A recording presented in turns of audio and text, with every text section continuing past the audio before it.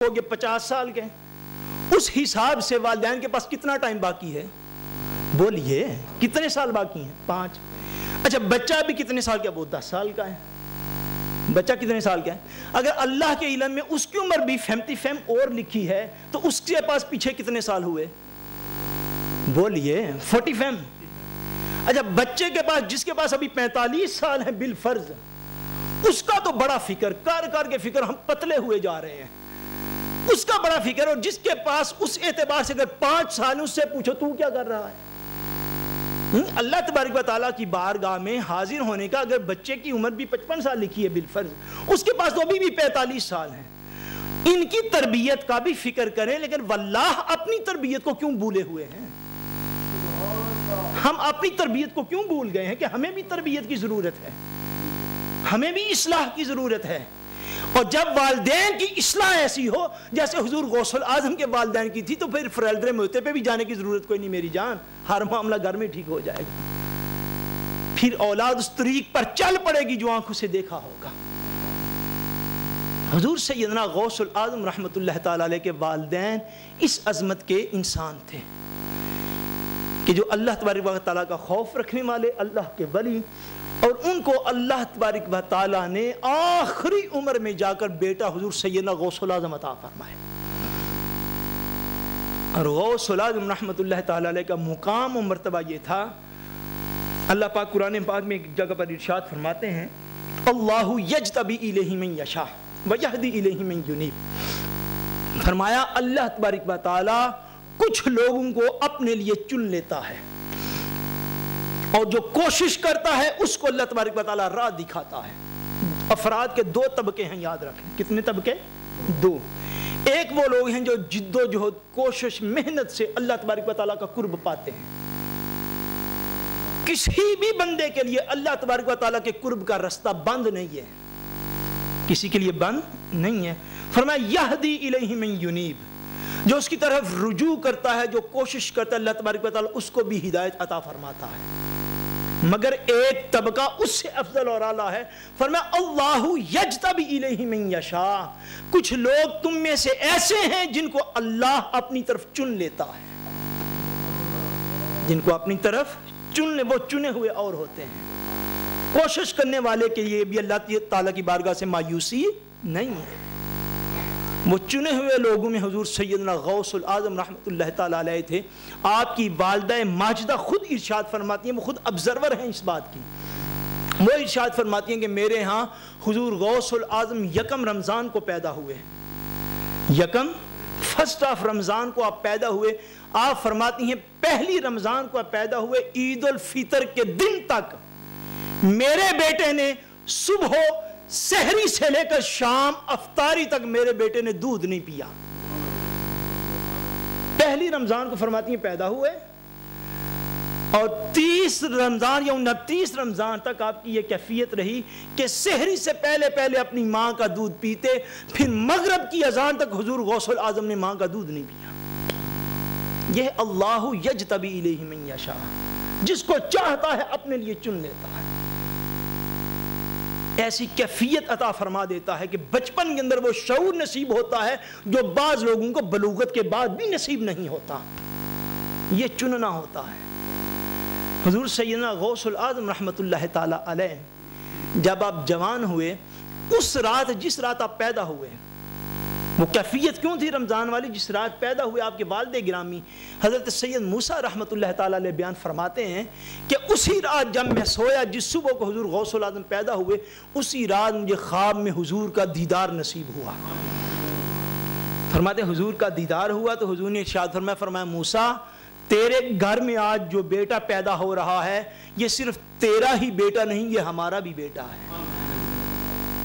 اور فرمایا یہ جو تیرے گھر میں بیٹا پیدا ہوگا، یاد رکھنا اس کو اللہ تبارک و تعالیٰ وہ مقام اور مرتبہ دے گا، اپنی سارے اولیاء کے اندر اس کا وہ مقام ہوگا جو انبیاء کے اندر خدا نے میرا مقام رکھا ہے۔ یعنی انبیاء میں بھی میرا مثیل کوئی نہیں، اولیاء میں اس کا کوئی مثیل نہیں ہوگا۔ جس طرح میری نبوت کا جھنڈا قیامت تک اور قیامت کے بعد تک رہے گا، اس میرے بیٹے کی ولایت کا جھنڈا قیامت تک اور قیامت کے بعد تک رہے گا۔ یہ اس آیت کی تفسیر ہے، یہ وہ شخصیات. فرمائے فَاذْكُرُونِي أَذْكُرْكُمْ، اے لوگوں مجھے یاد کرو نا، ذرا کر کے دیکھو تو صحیح، میں تمہیں پھر یاد کروں گا. اولیاء وہ لوگ ہیں کہ جنہوں نے خدا کو ایسا یاد کیا، ایسا یاد کیا کہ اب ان کی یاد قیامت کی دیواروں تک اللہ نے قائم فرما دی ہے.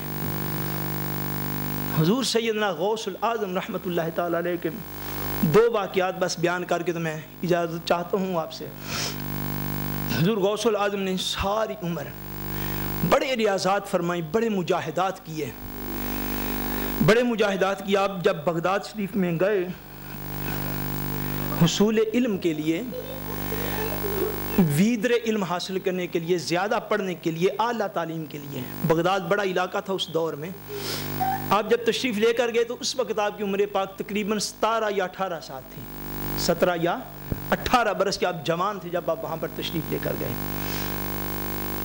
حضور غوث العظم رحمۃ اللہ تعالی علیہ آپ ارشاد فرماتے ہیں کہ مدرسہ نظامیہ بغداد، وہاں پر آپ نے جا کے داخلہ لیا پڑھنے کے لیے. ان دنوں میں فرماتے ہیں بغداد کے اندر ایک غوث تھے، بغداد کے اندر ایک غوث تھے، ان کی زیارت کے لیے روانہ ہوئے. اس بات کو روایت کرنے والے آپ کے کالج فیلو آپ کہہ لیں یا کلاس فیلو کہہ لیں، ان کا نام ہے شیخ ابو سعید. شیخ ابو سعید وہ کہتے ہیں کہ میں اور ہمارا ایک دوست، اس کا نام ابن السقا تھا. کیا نام بولیے؟ ابن السقا.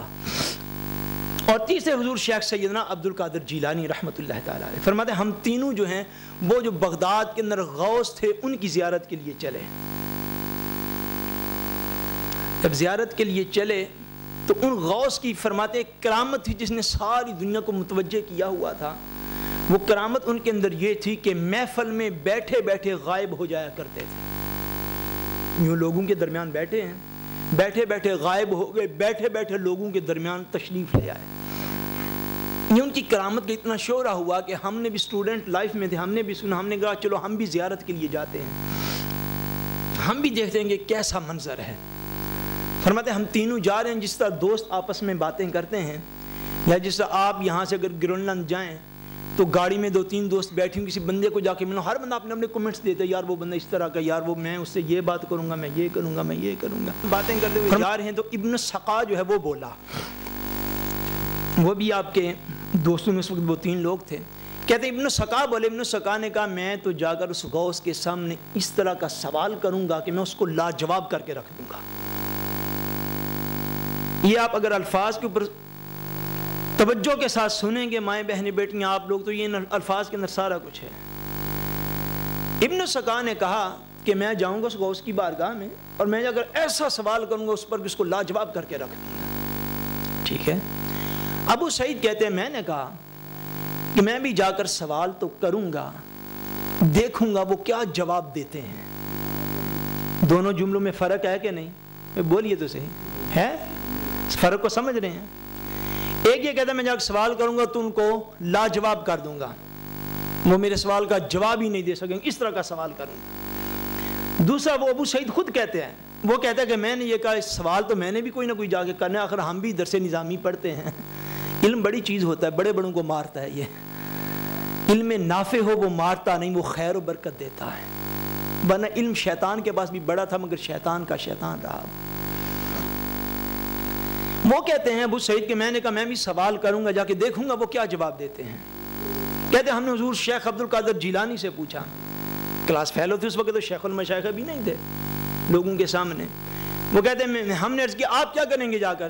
کہتے ہیں حضور غوث العظم نے فرمایا، آپ نے فرمایا میں تو صرف ان کی زیارت کے لیے جا رہا ہوں، میں صرف زیارت کروں گا. فرماتے ہم ان کی بارگاہ میں پہنچے جو ان کا مکان تھا، جس جگہ پر بیٹھتے تھے. ہمارے سامنے وہ کہیں سے جلوہ گر ہوئے. پہلے غائب تھے، پیدل چل کر نہیں کسی جگہ سے آئے، ہمارے سامنے یکدم محفل کے اندر جو ان کا گھر تھا وہ جلوہ فرما ہوئے. جب جلوہ فرما ہوئے تو سب سے پہلے انہوں نے ابن السقا کی طرف دیکھا. فرمایا کہ تو مجھ سے کیا سوال کرے گا؟ یہ سوال تھا جو تو نے اپنے ذہن میں سوچ رکھا تھا، یہ تیرا سوال ہے، یہ اس کا جواب ہے. یہ تیرا سوال ہے، یہ اس کا جواب ہے.